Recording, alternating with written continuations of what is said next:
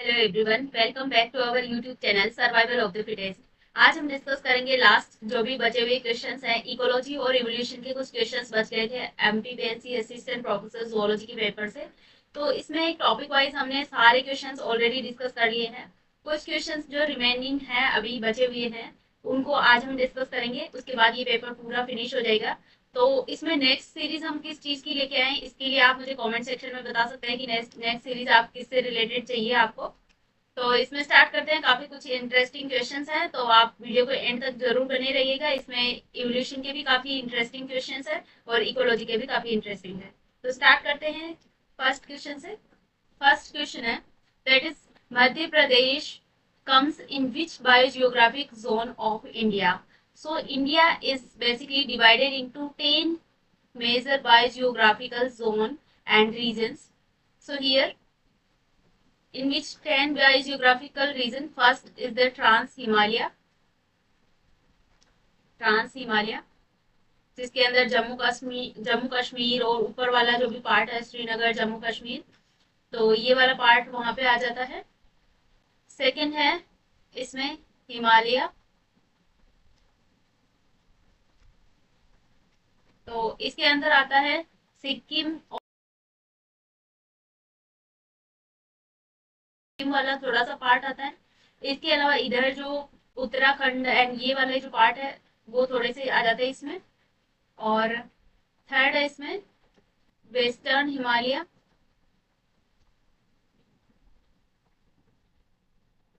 तो इसके अंदर भी जो उत्तराखंड शिमला वाला और ये जो हिमाचल वाला पार्ट है ये सारा इसमें आ जाता है वेस्टर्न हिमालय में। फिर आता है डेजर्ट,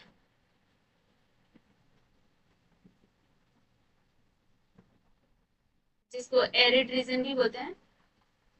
ये पूरा वेस्टर्न राजस्थान वाला जो भी रीजन है वो इसमें आ जाएगा। एरिड और डेजर्ट जो जोन है उसमें आ जाएगा पूरा वेस्टर्न राजस्थान। उसके बाद आता है सेमी एरिड, इस वाले रीजन में आ जाएगा पंजाब हरियाणा और ईस्टर्न राजस्थान वाला पार्ट सारा, और ये गुजरात तक थोड़ा सा जाएगा। फिर सिक्स्थ है इसमें डेक्कन पेनिनसुला,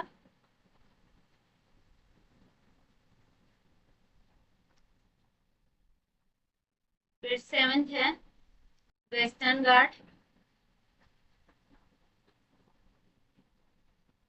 डेक्कन पेनिनसुला में जो मिडिल वाला रीजन है यह सारा इसी में आ जाएगा। ऊपर इससे पहले गैंगेटिक प्लेन्स आ जाते हैं, जिसमें उत्तर प्रदेश वाला रीजन आ जाएगा। तो गैंगेटिक प्लेन्स,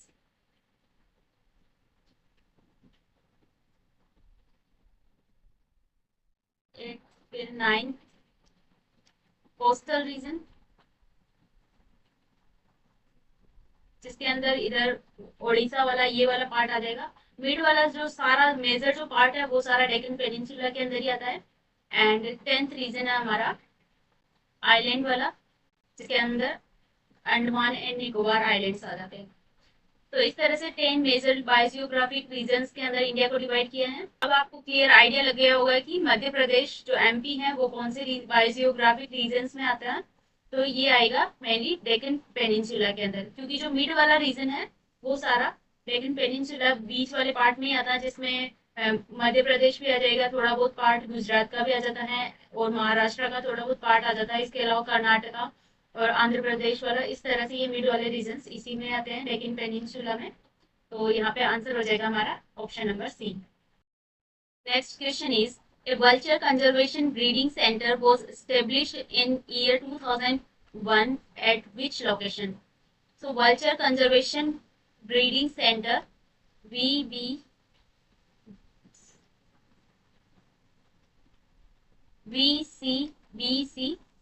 ये स्टेब्लिश किया गया था 2001 के अंदर, और ये स्टेब्लिश किया है Pinjore city of the Haryana, जो पंचकुला डिस्ट्रिक्ट के अंदर आता है। तो पिंजौर के अंदर इसको सबसे पहले स्टेब्लिश किया गया था, और ये फर्स्ट टाइम ये पूरे इंडिया की एकमात्र कंजर्वेशन एंड ब्रीडिंग सेंटर है फॉर द वल्चर्स। और इसको सेटअप किया गया था बॉम्बे नेचुरल हिस्ट्री सोसाइटी और हरियाणा फॉरेस्ट डिपार्टमेंट ने। और यहाँ पे काफी ज्यादा जो क्रिटिकली एंडेंजर्ड वर्चर स्पीशीज जो है, जैसे कि व्हाइट राउंड वल्चर, तो यहाँ पे प्रेजेंट है व्हाइट राउंड वल्चर, इसके अलावा Indian vulture and slender billed vulture. इस टाइप से डिफरेंट वेराइटी के वल्चर्स यहाँ पे कंजर्व किए जाते हैं इस कंजर्वेशन ब्रीडिंग सेंटर के अंदर। एबोहर पंजाब की बात करें तो ये भी एक वाइल्ड लाइफ सेंचुरी है, और ये मेनली जानी जाती है ब्लैक बक्स के लिए। तो this is for the black buck. तो इसका यहाँ पे कोई वल्चर से रिलेटेड नहीं है ये। बीकानेर राजस्थान के अंदर भी वल्चर्स काफी ज्यादा यहाँ पे प्रेजेंट रहते हैं, और वल्चर्स कुछ फीडिंग करने के लिए यहाँ पे आते भी हैं। वल्चर्स यहाँ पे प्रेजेंट रहते हैं, लेकिन यहाँ पे वल्चर फीडिंग साइट है मेनली, कोई ब्रीडिंग सेंटर नहीं है। और यहाँ पे कुछ स्पीशीज वल्चर की प्रेजेंट रहती हैं, लाइक इजिप्टियन वल्चर और यूरेशियन ग्रीफोन्स। तो यहाँ पे बीकानेर में कौन सा है, इजिप्टियन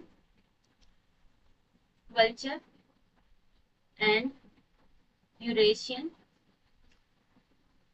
ग्रीफोन्स। तो ये स्पीशीज यहाँ पे प्रेजेंट रहती हैं, जो काफी इम्पोर्टेंट है। लेकिन यहाँ पे कोई वाइल्ड वल्चर्स होते हैं उनके लिए इम्पोर्टेंट है, ना कि यहाँ पे कोई ब्रीडिंग सेंचुरी नहीं है। देहरादून उत्तराखंड में हमें पता है क्या है, FRI है, forest research institute of India. तो यहाँ forest research institute of India है, और wild life institute of India भी यहीं पे है। तो यहाँ पे wild life institute of India, तो देहरादून में भी काफी ज्यादा ये इम्पोर्टेंट है for hub of the wild life research and training के लिए। लेकिन यहाँ पे वल्चर से कोई रिलेटेड नहीं है ये। तो पिंजौर हरियाणा जो पंचकुला के अंदर आता है, ये इम्पोर्टेंट है, क्योंकि यहाँ पे vulture conservation and breeding centre है। इंडिया का एकमात्र जो ब्रीडिंग सेंटर है वो वल्चर का, वो यहीं पे है। तो यहाँ पे ये आंसर हो जाएगा हमारा option number B. Next question is the silent valley national park is located in. तो silent valley national park located है नीलगिरी हिल्स में। नीलगिरी हिल्स, अब आपको आइडिया लग गया होगा इन ऑप्शंस को देख के कि नीलगिरी हिल्स कहाँ पे है। ये वेस्टर्न घाट वाले रीजन, जो साउथ इंडियन वाला जो पार्ट है वहां पे लोकेटेड है, वेस्टर्न घाट वाले रीजन में। तो ये है पलक्कड़, केरला के अंदर। हिमाचल प्रदेश में यहाँ नहीं है ये साइलेंट वैली। हिमाचल प्रदेश में तो नहीं है, लेकिन वैली ऑफ फ्लावर है एक, जो उत्तराखंड के अंदर है, चमोली डिस्ट्रिक्ट के अंदर। तो ये नहीं होगा। अरुणाचल प्रदेश के अंदर एक नमदफा नेशनल पार्क है, लेकिन यहाँ पे ये नहीं होगा, इसलिए ये नहीं है। और ऊटी तमिलनाडु में, ये भी नीलगिरी हिल्स के क्लोजली है, लेकिन मेन जो साइलेंट वैली नेशनल पार्क है वो पलक्कड़ केरला के अंदर प्रेजेंट है। तो ये तो तमिलनाडु वाला पार्ट हो जाएगा, लेकिन ये केरला में प्रेजेंट है। तो यहाँ पे आंसर हो जाएगा हमारा पलक्कड़।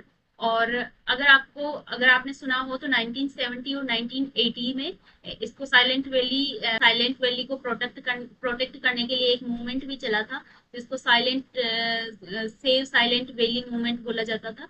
और ये क्योंकि वहां पे कुछ हाइड्रो इलेक्ट्रिक प्रोजेक्ट लाया गया था, तो उस टाइम ये वाला यहाँ पे मूवमेंट चला था for the save of the silent valley national park. तो ये भी आपको याद रखना है। तो ऑप्शन नंबर ए यहाँ पे करेक्ट हो जाएगा। Next question is Hamilton's rule with reference to an alleles behaviour is. तो ये हैमिल्टन रूल इवोल्यूशन वाले क्वेश्चंस आ गए हैं। वो इकोलॉजी वाले 3 क्वेश्चंस यहाँ पे छूट गए थे। पहले मैंने इकोलॉजी वाले क्वेश्चंस ऑलरेडी डिस्कस करवा चुकी हूँ, लेकिन इसमें कुछ क्वेश्चंस ऐसे बच गए थे। तो 3 क्वेश्चंस उसमें इकोलॉजी वाले बच गए थे, अब यहाँ पे इवोल्यूशन वाले क्वेश्चंस है। तो हैमिल्टन रूल क्या है? हैमिल्टन रूल हमें पता है, किन सिलेक्शन जो थ्योरी है उसके अंदर हैमिल्टन रूल दिया गया है फॉर द एल्ट्रुइज्म।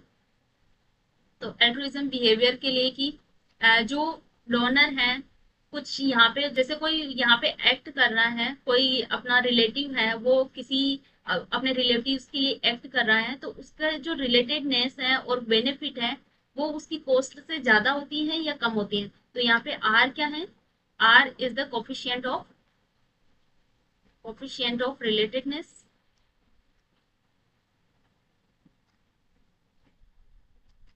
सी है कॉस्ट ऑफ द डोनर, अगर किसी ने कोई अल्ट्रुइस्टिक बिहेवियर परफॉर्म किया तो उसकी कितनी कॉस्ट आ रही है, तो उसकी कॉस्ट को मेजर करता है ये सी। और बी इज द बेनिफिट। अब यहाँ पे बेनिफिट क्या होगा कि वो अपने जीन्स को, अपने एलियंस को कितना आगे ट्रांसफर कर पा रहा है। अगर उसको सेव किया पर्टिकुलर ऑर्गेनिज्म को, पर्टिकुलर रिलेटिव को, तो वो अपने जीन्स कितने शेयर कर रहा है उसके साथ में, उस पर डिपेंड करेगा कि उसको बेनिफिट कितना हुआ है। तो यहाँ पे जो हैमिल्टन रूल है वो बताता है कि relatedness and benefit is always greater than the cost. क्योंकि अगर रिलेटेडनेस और बेनिफिट उसको ज्यादा होगा तभी वो उस पर कॉस्ट लगाएगा कुछ ना कुछ, अदरवाइज वो वहां पे एल्ट्रुइस्टिक बिहेवियर शो नहीं करेगा। अगर कोई किसी बच्चे को बचाना है, कोई बच्चा अगर पानी में गिर गया उसको बचाना है, तो उसको उसकी मदर वहां पे प्रेजेंट होगी तो वो खुद भी वहां पे कूद के उसको बचाएगी, क्योंकि उसको बेनिफिट उससे ज्यादा है, उसके रिलेटेडनेस उसकी ज्यादा है उस कॉस्ट से, खुद की जान की जो कॉस्ट है उससे भी ज्यादा उसको उसकी रिलेटेडनेस और उसको बेनिफिट ज्यादा है उसको बचाने के बाद। तो इस वजह से वहां अगर मदर होगी तो वो खुद कूद जाएगी, लेकिन अदर कोई उसके रिलेटिव्स होंगे तो वो वहां पे उसको बचाने के लिए नहीं जाएंगे। तो इसी तरह से हैमिल्टन रूल बताता है कि relatedness and benefit is always greater than the cost. तो ये यहाँ पे ऑप्शन नंबर डी करेक्ट हो जाएगा।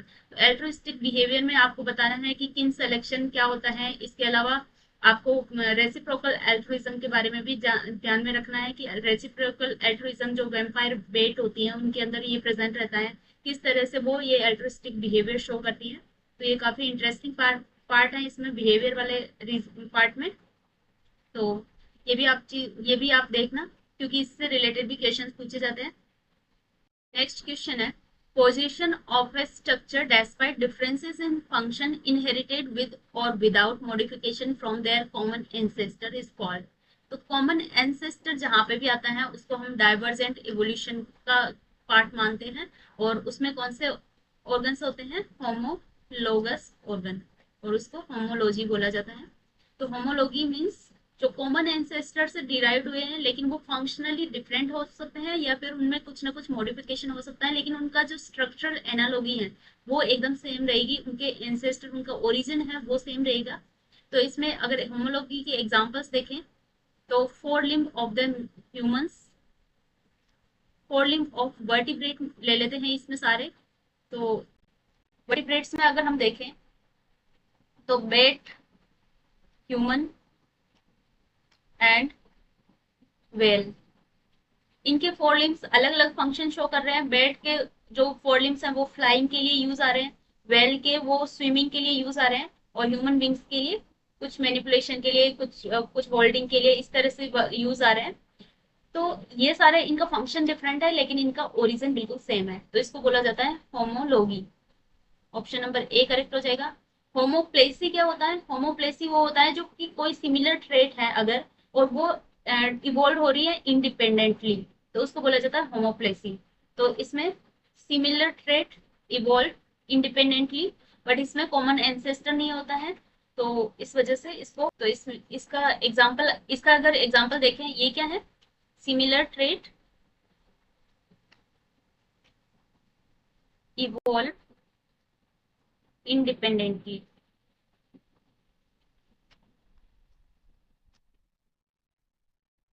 तो इसको बोला जाता है होमोप्लेसी। अगर होमोप्लेसी के एग्जांपल्स देखें तो इसमें विंग्स ऑफ बर्ड्स और wings of insects, wings of birds और एंड इंसेक्ट्स।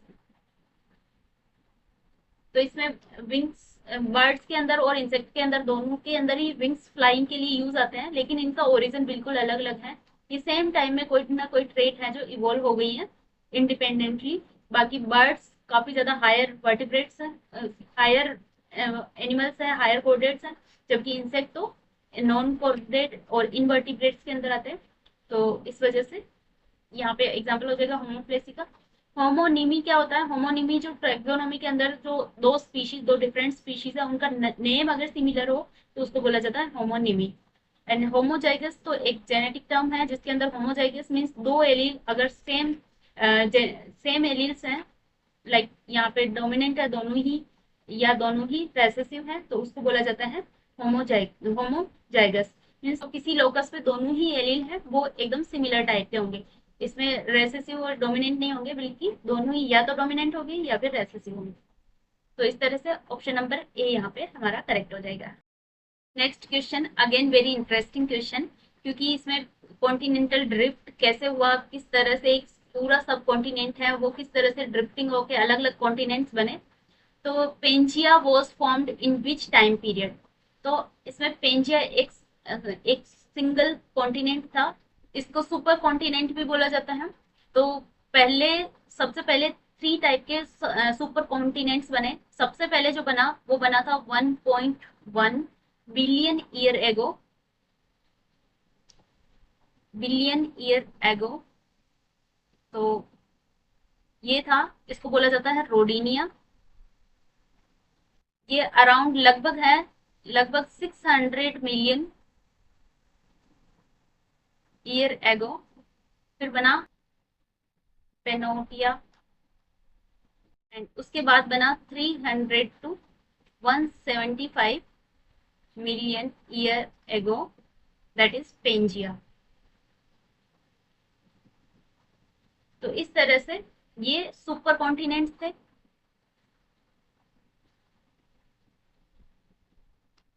पेंजिया जो है ये लगभग बनने लग गया था पेलियोजोइक एरा का जो कार्बोनिफेरस पीरियड है उसके अंदर ये बनने लग गया था, कार्बोनिफेरस पीरियड के लगभग, Carboniferous period of Palaeozoic era,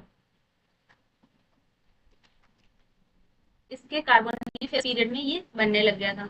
उसके बाद ये लगभग late Palaeozoic, late Palaeozoic era, early Mesozoic का, उसके अंदर वापस से क्या होने लग गया, डिग्रेड होने लग गया, डिग्रेडेड। तो ये अब इसमें टाइम पीरियड पूछा है कब ये फॉर्म्ड हुआ था। तो ये फॉर्म हुआ था, तो अगर सीनोजोइक की बात करें तो सीनोजोइक तो मीजोजोइक, फिर उसके बाद सीनोजोइक आया। तो यहाँ पे तो ये पूरा डिग्रेड हो चुका था, इसमें ड्रिफ्टिंग हो चुकी थी। प्रोटेरोजोइक काफी पहले वाला पीरियड था। प्रोटेरोजोइक इस टाइम जब रोडिनिया बना था उस टाइम का पीरियड था, जब तो लाइफ मतलब इवॉल्व भी नहीं हुई थी। और लेट प्रोटेरोजोइक में लाइफ इवॉल्व होना स्टार्ट हुई थी। तो ये भी, ये दोनों भी नहीं हो सकते। तो यहाँ पे आंसर हो जाएगा हमारा लेट पेलियोजोइक एरा। जब क्या था, ये स्टार्ट डिग्रेड होना स्टार्ट हुआ था, लेकिन अर्ली मेसोजोइक एरा तक ये यहाँ पे डिग्रेड हो चुका था। तो पेलियोजोइक एरा जो था उसके अंदर मेनली पेंजिया यहाँ पे प्रेजेंट था। तो आंसर तो हमारा ए हो जाएगा। लेकिन अगर पेंजिया की बात करें तो पेंजिया फर्दर कौन से कॉन्टिनेंट्स में डिवाइड हुआ उसको भी एक बार देख लेते हैं। ये मेनली 2 कॉन्टिनेंट्स में डिवाइड हुआ था, जिसको बोलते हैं Laurasia, Laurasia and Gondwana, Laurasia and Gondwana. तो लोरेशिया जो पार्ट है उसके अंदर हमारा जो नॉर्थ अमेरिका वाला पार्ट है या फिर यूरोप वाला पार्ट है, ये वाला पार्ट आ जाएगा, जिसमें north America, Europe and Asia. तो here north America, Europe and Asia. लेकिन एशिया में यहाँ पे इंडिया पहले इस लोरेशिया वाला पार्ट नहीं था, इस वाले एशिया का पार्ट नहीं था। तो यहाँ पे लिख सकते हैं एक्सेप्ट, एक्सेप्ट इंडिया। तो इंडिया हमारा कौन से जो कॉन्टिनेंट है उसका पार्ट था, गोंडवाना वाला पार्ट था। तो गोंडवाना को अगर डिवाइड करें तो इसमें आ जाएगा south America, India, Antarctica, Antarctica and Australia and most important Africa. तो इस तरह से कॉन्टिनेंटल ड्रिफ्ट हुआ, क्योंकि पहले ऐसा माना जाता है कि अर्थ जो है पूरे एक सुपर कॉन्टिनेंट का पार्ट थी। उसके बाद इसमें ड्रिफ्टिंग हुई और बीच बीच में कुछ ओशियंस आ गए। तो लोरेशिया जो पार्ट है वो बना फिर यूरोप एंड एशिया का। This is the part of Europe and Asia. And Gondwana में फिर इंडिया एशिया की तरफ जाने लग गया। उसके बाद इसमें जो हिमालयास हैं वो फॉर्म होने लगे। तो इस तरह से अर्थ का जो इवोल्यूशन है वो किस तरह से हुआ उससे रिलेटेड ये क्वेश्चन है। तो इसमें लेट पेलियोजोइक पीरियड के अंदर क्या था, पेंजिया फॉर्म हो रहा था। तो ये आंसर हो जाएगा हमारा option number A. Next question है यहाँ पे, ये लास्ट क्वेश्चन है इस वीडियो का और इस पूरी सीरीज का भी, क्योंकि एमपीपीएससी के जो भी क्वेश्चंस हैं वो यहाँ पे फिनिश हो गए हैं।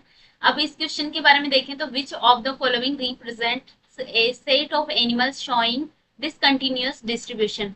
तो डिसकंटिन्यूअस डिस्ट्रीब्यूशन क्या होता है? ऐसा जियोग्राफिकल डिस्ट्रीब्यूशन जहाँ पे जो सेम रिलेटेड स्पीशीज है वो बहुत ही दूर प्रेजेंट है एक दूसरे से, काफी अलग अलग कॉन्टिनेंट में प्रेजेंट है due to some continental drift. इसमें भी कॉन्टिनेंटल ड्रिफ्ट की वजह से भी हो सकता है, या फिर इसके अलावा कुछ कुछ भी जियोग्राफिकल डिस्ट्रीब्यूशन उनका काफी ज्यादा दूर है, वाइडली सेपरेटेड है ये एक दूसरे से, क्योंकि यहाँ पे इंटरमीडिएट जो स्पीशीज है, इंटरमीडिएट एरिया में इनका एक्सटेंशन हो गया और काफी दूर दूर वो प्रेजेंट है due to evolutionary isolation.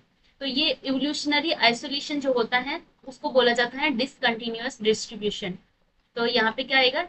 Discontinuous distribution. तो इसका एग्जाम्पल क्या है? अगर इसका एग्जाम्पल, इसके एग्जाम्पल्स की बात करें तो जैसे आप सपोज यहाँ पे एशिया के अंदर केमल्स बहुत ज्यादा प्रेजेंट होते हैं, लेकिन उसी तरह के केमल्स, केमल की जैसी ही वेराइटी तो एशिया और अफ्रीका के अंदर केमल्स प्रेजेंट होते हैं, वही साउथ अमेरिका के अंदर क्या होते हैं? लामाज होते हैं। तो ये दोनों एक दूसरे से बिल्कुल सिमिलर स्पीशीज हैं, लेकिन ये कितना दूर दूर एक दूसरे से अलग अलग हो गई है। एशिया एंड अफ्रीका के अंदर है केमल्स, लेकिन साउथ अमेरिका में है लामास। इसके अलावा ग्वेना, इसके अलावा अल्पाका, ग्वेनेको, ये सब एक दूसरे से बिल्कुल सिमिलर स्पीशीज हैं, एकदम कैमल जैसी ही लगती हैं, लेकिन ये कॉन्टिनेंटली अलग अलग जगह पे प्रेजेंट है। इसके अलावा सेकंड और एग्जांपल देखें तो जैसे मोनोट्रिम्स है, मेमल्स है, मोनोट्रिम मेमल्स, जिसमें इकिडना है, प्लेटिपस है, ये भी यहाँ पे क्या हो जाएगा? ऑस्ट्रेलिया एंड न्यू गिनिया के अंदर क्या है? इकिडना एंड प्लेटिपस, जो मोनोट्रिम मेमल्स है। ये काफी अलग अलग जगह है एक दूसरे से, न्यू गिनिया एंड ऑस्ट्रेलिया, लेकिन फिर भी वहां पे ये दोनों सिमिलर टाइप की स्पीशीज प्रेजेंट रहती हैं। अगर यहाँ पे थर्ड एक मोस्ट फेमस एग्जांपल देखें तो जो लंग फिशेज है, लंग फिशेज जैसे कि हमें पता है प्रोक्टेरस, लेपिडोसाइरेन और नियोसिरेटोडस, ये अलग अलग जगह पे प्रेजेंट रहती हैं। तो जो प्रोटोप्टेरस है वो अफ्रीका में रहती है, लेपिडोसाइरेन है वो साउथ अमेरिका में रहती है, और ऑस्ट्रेलिया में नियोसिरेटोडस है।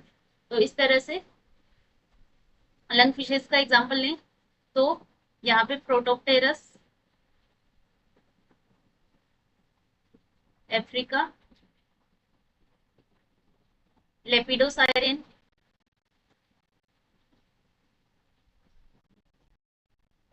ये साउथ अमेरिका में, एंड नियोसिरेटोडस ये है ऑस्ट्रेलिया के अंदर। तो इस तरह से हम देख सकते हैं कि ये जो अलग अलग स्पीशीज हैं, लंग फिशेज भी क्या होते हैं कि ये इनके अंदर लंग्स डेवलप होने की स्टेज में होते हैं, ये बाहर वाटर के बाहर भी सर्वाइव कर सकते हैं कुछ टाइम के लिए। तो इसमें अगर देखें आंसर्स तो टैपिर और लॉयन, बेल्स ही हो सकता है, बेल्स तो वाटर के अंदर प्रेजेंट रहती हैं और ये बिल्कुल अलग स्ट्रक्चर है इनकी, सिमिलर नहीं होती है लायन के। कैंगरू, गीला मॉन्स्टर एंड क्रोकोडाइल ये भी अलग अलग हैं। केमल्स, पीकॉक एंड हॉर्सेस ये भी बिल्कुल देखते ही पता चल रहा है नहीं होंगे। लंग फिशेस हैं, मोनोट्रिम्स हैं एंड केमल्स। तो ये तीनों ही एक बेस्ट एग्जांपल है डिसकंटिन्यूअस डिस्ट्रीब्यूशन के। तो डिसकंटिन्यूअस डिस्ट्रीब्यूशन काफी इंपॉर्टेंट है। इससे रिलेटेड क्वेश्चन एचपीएससी के जो पेपर है उसके अंदर भी हमने देखा था कि एचपीएससी में भी पूछा था कि डिसकंटिन्यूअस डिस्ट्रीब्यूशन मतलब उसमें जो एनिमल्स के नाम दे रखे थे, फिर उसमें पूछा था कि ये किस टाइप का डिस्ट्रीब्यूशन शो करते हैं, उसमें केमल्स का पूछा था। तो ये जो क्वेश्चंस है ये बिल्कुल सिमिलर टाइप के ही रहते हैं, इसमें थोड़ा सा पैटर्न चेंज कर देते हैं, इसकी लैंग्वेज चेंज कर देते हैं, थोड़ी सी उसकी जो डिफिकल्टी लेवल है वो थोड़ा सा अलग हो जाता है। बाकी हर एक स्टेट के अंदर जो जो भी क्वेश्चंस होते हैं उनका जो बेसिक जो कॉन्सेप्ट होता है वो बिल्कुल सेम होता है। तो इस वजह से आपको जो भी ये पूरी सीरीज है, आप किसी भी स्टेट की जो असिस्टेंट प्रोफेसर की तैयारी कर रहे हैं या फिर अदर कोई भी लाइफ साइंसेज से रिलेटेड एग्जाम की तैयारी कर रहे हैं, तो ये सारे क्वेश्चंस आपके बिल्कुल बहुत ही ज्यादा इंपॉर्टेंट है for all life sciences related exam और असिस्टेंट प्रोफेसर एग्जाम। तो मेरा कहने का मतलब यही है कि आप इन पूरे वीडियो सीरीज को जरूर देखें, आपको जरूर जरूर हेल्प मिलेगी, मेरा ऐसा मानना है। क्योंकि मैंने खुद ने जब तैयारी की थी तब मैं ऐसे वीडियोस ढूंढती थी कि अलग अलग मुझे स्टेट के कोई भी पीएससी के असिस्टेंट प्रोफेसर के एग्जाम के कोई क्वेश्चंस मिल जाए, या फिर मुझे प्रोटोजोन्स के रिलेटेड या फिर किसी से ऐसे टॉपिक वाइज मुझे क्वेश्चंस मिल जाए, तो उससे काफी हेल्प हो जाती है हमारी। तो अगर आप ये वीडियो सीरीज देख रहे हैं तो पूरी इसको जरूर कंप्लीट करें। तो मैं मैं उम्मीद करती हूँ कि ये पूरी वीडियो सीरीज आपके लिए हेल्पफुल रहेगी। तो मिलते हैं नेक्स्ट वीडियो में एक नई सीरीज के साथ में, जिसमें मैं सोच रही हूँ कि यूपीएचईएससी का जो असिस्टेंट प्रोफेसर का एग्जाम हुआ था उससे रिलेटेड पेपर लाया जाए, या फिर मैं आरपीएससी से रिलेटेड। आप मुझे कमेंट सेक्शन में जरूर बताएं कि किससे रिलेटेड मुझे क्वेश्चन जो वीडियो जो सीरीज लेकर आनी चाहिए, या फिर किस एग्जाम से रिलेटेड मुझे क्वेश्चन सॉल्व करवाने चाहिए। तो आपके कमेंट का मुझे वेट रहेगा। तो मिलते हैं नेक्स्ट वीडियो में। Till then take care, bye bye.